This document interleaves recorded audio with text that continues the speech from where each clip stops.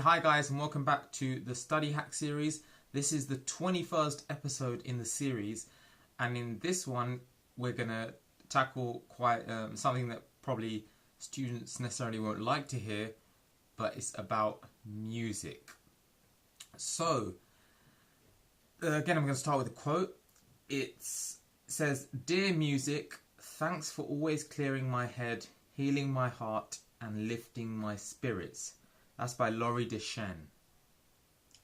Now, first of all, why do students go towards music? Why do they do it, listen to it when they're revising? Well, we talked about Pavlovian or classical conditioning, isn't it, in a previous study hack, where we talked about trying to make your studying as comfortable and as pleasurable as possible. And one of the ways that students do that is through listening to music while they're studying, because it provides them with that pleasure and that joy while they're doing it, making it easier and basically less difficult to do so. So they're more readily willing to sit down and study.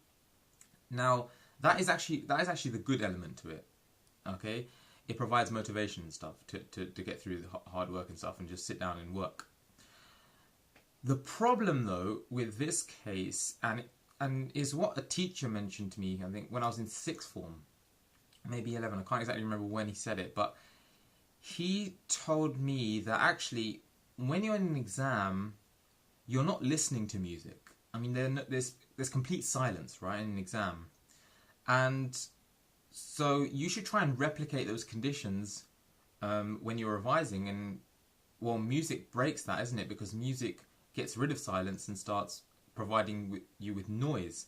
And so that you are not simulating the conditions of the exam. And so he told us to stop listening to music when revising. And I'm pretty sure after that I didn't listen to any music, or if I did, it was at a bare minimum when I was revising.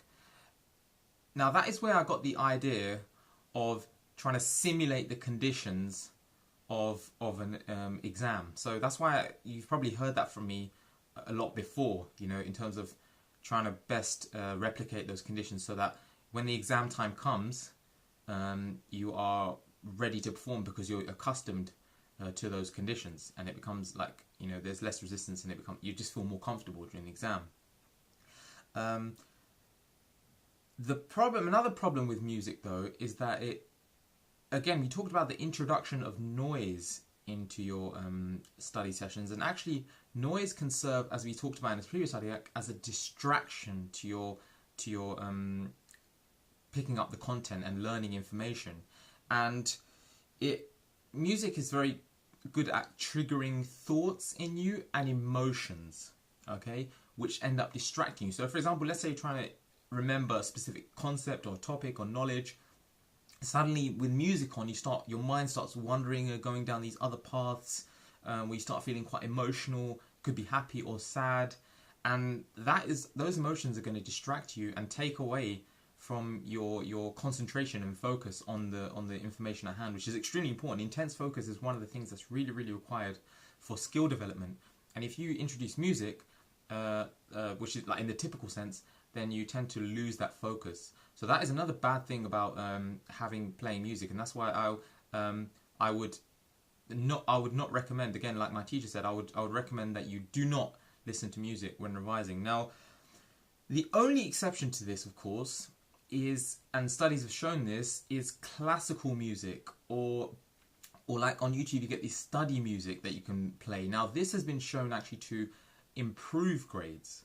It actually improves brain function, improves test scores. So if you are going to listen to music at all, and you really want to listen to music, it has to be some either classical or study music. If it's not any of those two things, then scrap it. Okay, no hip hop, no R&B, none of that stuff during your revising or studying, because for the reasons that we say, the main two reasons, that you're not simulating that the conditions in the exam, and the second thing is that it serves as a big distraction. So obviously in your break and free time, you can listen to as much music as you want, and in fact it's been shown that music helps improve mood, and as it says, clears your head, heals your heart and lifts your spirits. So you can do it as much as you want. But obviously when you're studying, the action step would be to not listen to music with the exception of classical or study music. Okay, so that is it for this action step. Please like this video, comment down below, and subscribe to my channel so you can keep on getting content. See you in the next study hack.